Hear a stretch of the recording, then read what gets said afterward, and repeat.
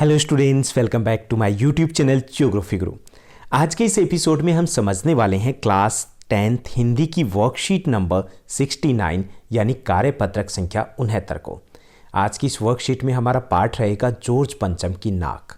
George पंचम की नाक एक व्यंग विधा में लिखा गया पाठ है जिसमें भारतीय लोगों की मानसिकता के ऊपर व्यंग किया गया है। तो चलिए शुरुआत करते हैं आज की इस वर्कशीट की और लुत्फ उठाते हैं इस पाठ का। जैसा कि आप अपनी स्क्रीन के ऊपर देख पा रहे हैं, ये हमारी वर्कशीट नंबर 69 यानी कार्यपत्रक संख्या 69 है। हमारा विषय हिंदी है जिसमें हम कृतिका भाग 2 से जॉर्ज पंचम की नाक पाठ को पढ़ने और समझने वाले हैं। आज की दिनांक रहेगी 18 दिसंबर 2020। जॉर्ज पंचम की नाक, यहाँ पर तैयारियाँ हो रही है। कार्ड छप भी चुके हैं और बंट भी चुके हैं। मिठाइयाँ बन रही हैं। किस बात की? क्योंकि इंग्लैंड की महारानी अपने पति फिलिप के साथ भारत के दौरे पर आने वाली है। लेकिन यहाँ पे ये जॉर्ज पंचम की नाक का क्या सवाल है, तो चलिए देखते हैं कि ये कहाँ से आई। इस नाक की भी एक लंबी दास्तान है। किसके नाक की? जॉर्ज पंचम के नाक की। जॉर्ज पंचम की एक मूर्ति जिसको लगाया गया था दिल्ली में और उसकी नाक गायब हो जाती है। अब नाक गायब होती है तो बड़ा तमाशा होता है। वो क्या तमाशा होता है ये हमें लेखक बता रहे हैं। तो इस नाक की भी एक लंबी दास्तान है। इस नाक के लिए बड़े तहलके मचे थे। किसी वक्त आंदोलन भी हुए थे। राजनीतिक पार्टियों के प्रस्ताव पास किए थे। चंदा जमा किया गया था। किसके लिए? जॉर्ज पंचम की नाक के लिए आंदोलन हुआ था। वहाँ पर चंदे इकट्ठे किए गए थे और प्रस्ताव पास किए गए थे कि जॉर्ज पंचम की नाक है वो बचनी चाहिए। कुछ नेताओं ने भाषण भी दिए थे। गर्मागर्म बहसें भी हुई थी। अखबारों के पन्ने तक रंग गए थे। चारों तरफ एक भी चर्चा थी, वो थी जॉर्ज पंचम की नाक की। बहस इस बात पर थी कि जॉर्ज पंचम की नाक रहने दी जाए या हटा दी जाए। वास्तव में वो हटी हुई तो थी, तो उसमें यह था कि या तो लगा दी जाए या फिर ना लगाई जाए। उस पर बहस चल रही थी। जैसा कि हर राजनीतिक आंदोलन में होता है, तो कुछ पक्ष में थे और कुछ विपक्ष में थे। ज़्यादातर लोग खामोश थे। अब खामोश होते हैं तो वो दोनों तरफ की ताकत होते हैं। हमें लगता है कि जब हमारे साथ अगर कोई हमारा किसी के साथ वाद विवाद है, तो जो खामोश होते हैं तो हमें लगता है कि वो हमारे साथ है और दूसरे को लगता है कि ये उसके साथ है। तो उस वक्त यही था। कुछ लोग पक्ष में थे, कुछ लोग विपक्ष में थे और कुछ लोग खामोश थे। यह आंदोलन चल रहा था। आंदोलन चल रहा था जॉर्ज पंचम की नाक को लेकर के। जॉर्ज पंचम की नाक के लिए हथियारबंद पहरेदार तक तैनात कर दिए गए थे। क्या मजाल कि कोई उनकी नाक तक पहुंच जाए। हिंदुस्तान में जगह जगह ऐसी नाकें खड़ी थी। अब यहाँ पर थोड़ा सा मैं आपको स्पष्ट कर दूं कि जॉर्ज पंचम की मूर्ति लगी हुई थी और उसकी नाक थी वो गायब हो जाती है। और मौका देखिए किस वक्त गायब होती है, जब ब्रिटेन की महारानी भारत आने वाली थी। पूरी दिल्ली को चमका दिया गया था, पूरे देश को चमका दिया गया था और कई महीनों से तैयारियां चल रही थी भारत में। लेकिन तभी जॉर्ज पंचम की नाक गायब हो जाती है। हाहाकार मच जाता है पूरे देश में। मीटिंगें होती है, आंदोलन होते हैं और नाक का सवाल हो जाता है। पूरे अखबारों में अखबार रंगे जाते हैं उसी नाक को लेकर के। तो हिंदुस्तान में ऐसी जगह जगह ऐसी नाकें खड़ी थी, मतलब जगह जगह ऐसी मूर्तियाँ थीं और जिन तक लोगों के हाथ पहुँच गए, जिन्हें शानो शौकत के साथ उतार कर अजायब घरों में भी पहुँचा दिया गया था। कहीं कहीं तो शाही लाटों की नाकों के लिए गुरिल्ला युद्ध भी हुआ था। यानी पूरे देश में ऐसी प्रतिमाएं थी। उन प्रतिमाओं को हटा दिया गया था। उन प्रतिमाओं की नाक क्या, उनके हाथ पाँव सब कुछ तोड़ दिए गए थे। लेकिन ये जो लाट थी, लाट मतलब मूर्ति, ये जॉर्ज पंचम की लाट थी। जॉर्ज पंचम की मूर्ति थी, ऐसी वैसी नहीं थी। उसी ज़माने में यह हादसा हुआ कि इंडिया गेट के सामने वाली जॉर्ज पंचम की लाट की नाक एकाएक गायब हो गई। हथियारबंद पहरेदार अपनी जगह तैनात रहे, गश्त लगती रही, लेकिन लाट की नाक चली गई। यानी सब कुछ था लेकिन नाक कट गया। मतलब नाक कटना एक मुहावरा है, बेइज्जती हो जाना, अपमान हो जाना, तो वहाँ पर भी नाक कट गई थी। ये नाक उसकी जॉर्ज पंचम की मूर्ति की नहीं कटी थी, बल्कि जो पहरेदार थे उनकी भी नाक कट गई थी। जो दिल्ली में रहने वाले थे, जिनको ये व्यवस्था दी गई थी, उनकी भी नाक कट गई थी। यानी बहुत सारी नाक कट गई थी। रानी आए और नाक न हो, कितना अजीब लगेगा। ब्रिटेन की महारानी यहाँ पर आ रही है और जॉर्ज पंचम की नाक कट गई है। तो यहाँ पर बड़ी परेशानी हो उठी, बड़ी सरगर्मी शुरू हो गई पूरे देश में। देश के जो खेर ख्वाहों की एक मीटिंग बुलाई गई, यानी जो अफसर थे उनकी एक मीटिंग होती है और मसला पेश किया गया कि नाक कट गई है, क्या किया जाए। वहाँ सभी सहमत थे कि अगर यह नाक नहीं है तो हमारी भी नाक नहीं रह जाएगी। अब सभी को यह लग रहा था कि अगर जॉर्ज पंचम की नाक कट गई है और महारानी आने वाली है तो इसका मतलब ये कि हमारी भी नाक कट गई है।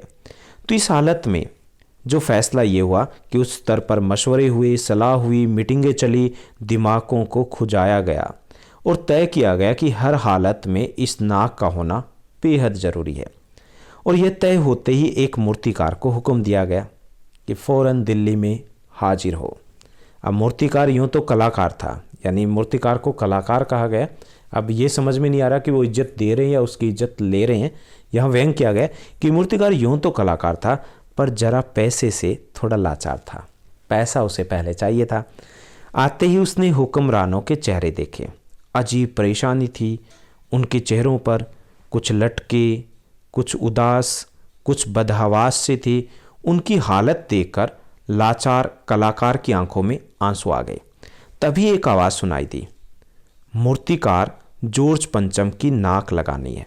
यानी एक आवाज़ आई, किस चीज़ की आवाज़ आई कि मूर्तिकार को कहा गया कि जॉर्ज पंचम है उसकी नाक लगानी है।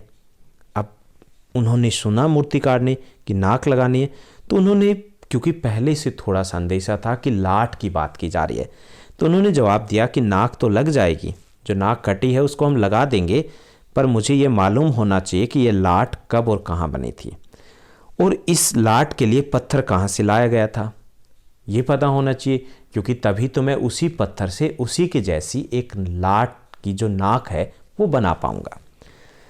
सब हुक्मरान थे या हुक्म जो थे, यानी अफसर जो थे, उन्होंने एक दूसरे की तरफ ताका, एक दूसरे से नज़र ही नज़र में कहा कि यह बताने की जिम्मेदारी तुम्हारी, यानी कि एक दूसरे का कि आप पता लगाओगे कि ये नाक किससे बनी है, कौन से पत्थर से बनी है। खैर मसला हल हुआ।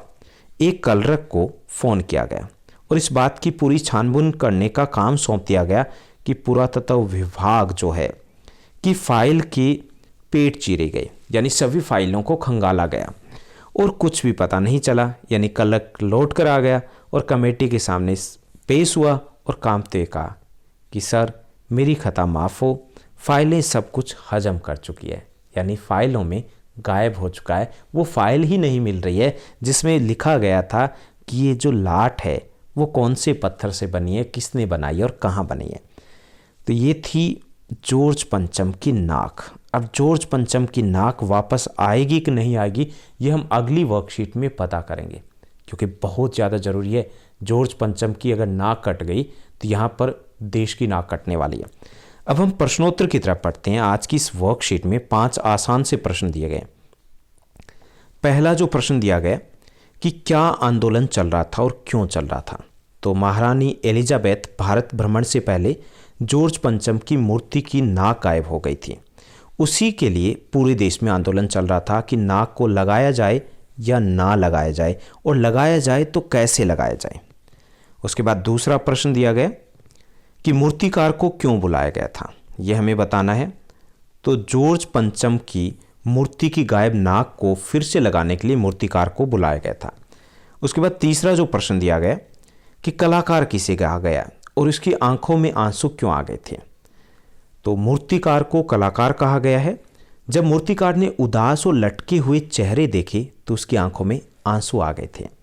उसके बाद चौथा प्रश्न दिया गया कि लाट के बारे में पता करने के लिए फाइलों के पेट चीरे गए, पर फाइलें सब कुछ हजम कर चुकी थी। यह फाइलों के पेट चीरने और उनके सब कुछ हजम करने से आप क्या समझते हैं, ये हमें बताना है। तो यहाँ फाइलों के पेट चीरने का अर्थ है सब फाइलों को छान मारना, यानी कि देख लेना। सब जो फाइल थी उनको खंगाला गया। उनके सब कुछ हजम करने का अर्थ है कि सब फाइलों को देखने के बाद भी उन्हें यह पता नहीं चल सका कि मूर्ति में किस पत्थर का प्रयोग किया गया था, अर्थात जो जानकारी उन्हें चाहिए थी वो गायब थी। उसके बाद 5वां प्रश्न दिया गया, अंतिम क्वेश्चन है गतिविधि दी गई है कि आपने ऐसे कई मुहावरे और व्यंग्यात्मक बातें सुनी पड़ी होगी जिसमें नाक शब्द प्रयोग होता है। तो हमें कोई ऐसे 7 मुहावरे वो लिखने हैं जिसमें नाक की बात की गई हो। तो पहला है नाक कट जाना, यानी प्रतिष्ठा नष्ट हो जाना। बेटे की हरकतों से पिता की नाक कट गई। दूसरा है नाक काटना, यानी बदनाम करना। भरी सभा में उसने पूरे परिवार की नाक काट ली। तीसरा नाक में दम करना, परेशान करना। कोरोना ने तो लोगों की नाक में दम कर रखा है। उसके बाद चौथा जो नाक का सवाल है, यानी नाक का मुहावरा है, वो है नाक का बाल होना। नाक का बाल होने का अर्थ होता है अधिक प्यारा होना। बॉस सोहेल की नहीं सुनेगा तो किसकी सुनेगा, वह तो आजकल उसकी नाक का बाल बना हुआ है। उसके बाद 5वां है नाक रगड़ना, मतलब दीनतापूर्वक प्रार्थना करना। उसने मालिक के सामने बहुत नाक रगड़ी पर सुनवाई न हुई। छठा है नाकों चने चबाना, यानी बहुत तंग करना। भारतीयों ने अंग्रेजों को नाक को चने चबवा दी थी। उसके बाद 7वां है नाक पर गुस्सा। नाक पर गुस्से का अर्थ होता है तुरंत क्रोध आ जाना। गुस्सा तो उसकी नाक पर रहता है। इतने काफ़ी है मेरे ख्याल से, अगर और चाहिए तो और भी है, नाक पर बहुत सारे मुहावरे बने हुए हैं। तो ये थी हमारी आज की वर्कशीट जो काफ़ी चटपटी थी, आसान थी। उम्मीद करता हूँ आपके सभी प्रश्नों के हल मिल गए होंगे। अगर आपको ये वीडियो अच्छी लगी तो इसे लाइक और शेयर करना मत भूलिएगा। Thank you, bye bye, have a nice day.